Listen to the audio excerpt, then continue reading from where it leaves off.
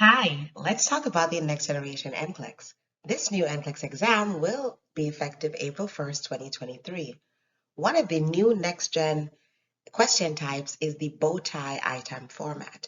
It is one of these standalone next gen questions and it consists of several parts. So let's learn how to answer next generation NCLEX bow-tie questions. So as I was saying, the bow tie question has a lot of information. It will have a scenario that may include medical history of the client, vital signs, a nursing assessment, lab values, diagnostic procedures, and any other significant laboratory or data that would be significant to the client.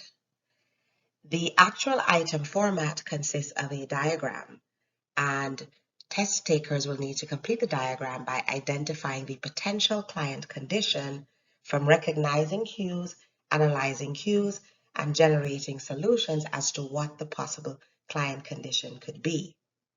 So they need two actions after that that will determine the most appropriate interventions, or they'll actually intervene the two most important nursing interventions or actions that will address any priority, in this client condition.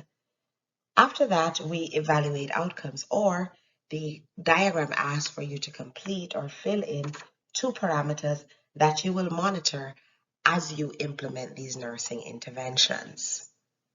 So again, talking about the bow tie item format, consists of two actions to take, a client condition, and two parameters to monitor. This is what an NCLEX standalone bow tie question will look like. This actual question comes from the National Council of State Boards of Nursing, and this content is being used under license from the National Council of State Boards of Nursing, NCSBN.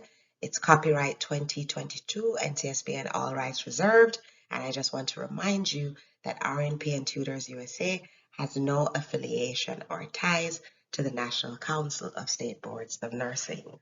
So we're using this under permission from them. That is not our original, but it does give you an example of what an NCLEX RN standalone bow tie question would look like.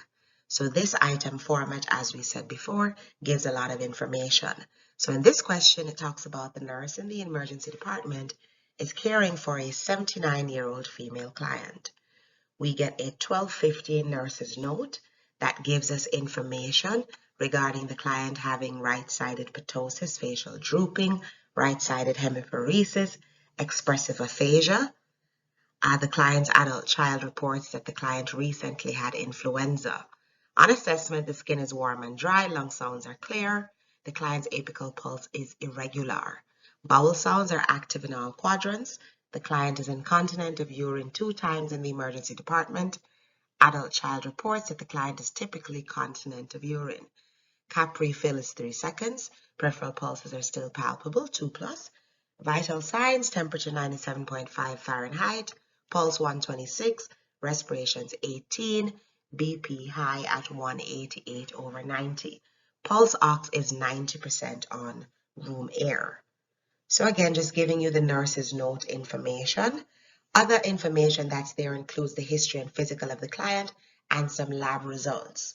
So our aim today is not to really work on, answers, but to see how to answer.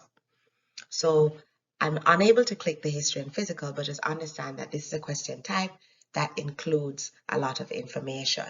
So you will then have to use the 6 steps or most of the steps of the clinical judgment model to answer. So you read the scenario, you'd read this nurse's notes, the history, the physical, look at the lab results, and then you'd start to recognize cues. That's the first step. Recognize any cues that might be telling you what the client is experiencing. Recognize any relevant clinical data from the scenario, any relevant info, especially from this nursing assessment with right-sided drooping, ptosis, hemiparesis, expressive aphasia, and a BP of 188/90. So you want to identify relevant cues and take out the most significant data. And that's what you're going to start to analyze in your next step. So act on what you know. Use your content, use your understanding of the anatomy and the patho, and think of reasons why this client would be experiencing facial drooping, ptosis, right-sided weakness, expressive aphasia. So use your knowledge and apply the content that you know to this nurse's note, to this information. So everything on the right side is weak, is drooping, is leaning, and BP is high. It sounds like a stroke, right? So you would start to prioritize your hypotheses, meaning you start to narrow down from the cues that you're analyzing, and you start to narrow down and focus from multiple issues. Like ptosis could be Parkinson's or something else, but this is unilateral right-sided along with expressive aphasia, along with weakness. So narrow down from multiple possibilities. What is the client's most pressing concern? That is probably what is going to help you identify the potential condition. So in this case, the condition the client most likely experiences is an ischemic stroke or some type of stroke. So once you identify the stroke, you would drag and drop from the stroke at the bottom, and it would fit into the condition in the middle of the bow tie. Next, we would try to generate solutions, meaning identify expected outcomes related to the stroke patient. Any prioritize, and think of any significant cues, then you would take action. So you want to look for the 2 actions to take, right? We know ischemic strokes have to do with lack of oxygen. It talks about prescriptions for steroids. It talks about venous access. So we know this client is going to need venous access if they're having a stroke, and we also know they need oxygen, right? Because these 2 actions would address the priorities that they are facing, which is the ischemia. Then on our other side, or to the right of the bow tie, we're expected to find 2 parameters to monitor. So you have a client who is going through a stroke, let's say, who has a low pulse ox, that you're giving oxygen, that you have started or initiated an IV, right? And now what parameters do you want to monitor? So we have urine output, we have temperature, we have neurostatus.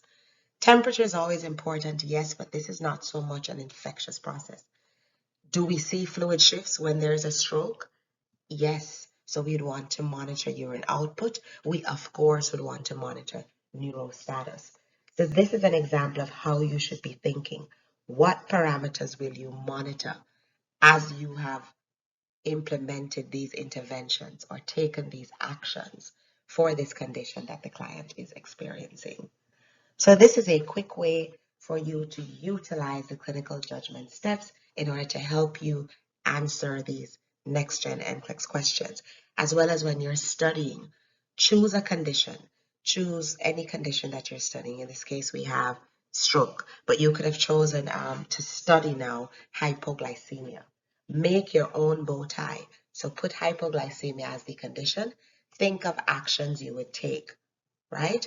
Create your scenario from one of your clinical patients and start to study using the clinical judgment model. That way, when you're in a clinical situation, you will think that way, and you'll also be successful on your exams and successful on NCLEX.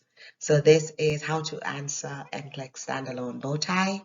Have a great day. Thanks for watching. Like, share, subscribe, share with your friends, and tell me what you would like me to discuss or explain. Thanks for watching.